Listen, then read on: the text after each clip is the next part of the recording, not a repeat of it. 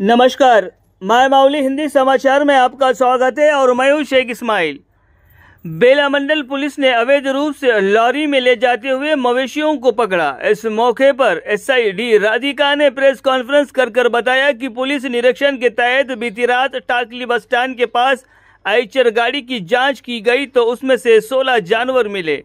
जब ड्राइवर से इससे जुड़ी जानकारी मांगी गई तो उसने उचित जवाब नहीं दिया और गाड़ी को तुरंत पुलिस स्टेशन ले जाया गया। बताया गया है कि संबंधित जानवरों को गौशाला भेज दिया गया है और बताया कि आइचर को जब्त कर चालक के खिलाफ मामला दर्ज कर लिया गया। उन्होंने कहा है कि भारी भरकम सामान लाद कर मवेशियों को ले जाने पर केस दर्ज किया जाएगा।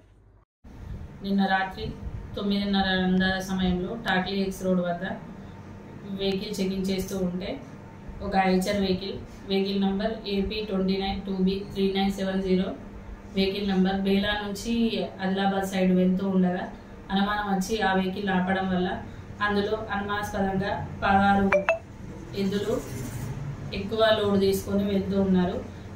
వాటి వెహికల్ డ్రైవర్ని విచారించగా అతని పేరు Dammolla Ramesh son of Tukaram, address start of Nizamabad అని చెప్పినాడు. ఇవి ఎందుకు తీసుకెళ్తున్నారంటే సరి అయిన వివరాలు తెలపకపోవడం వల్ల విచారణ నిమిత్తం తర్వాత తెలిపినది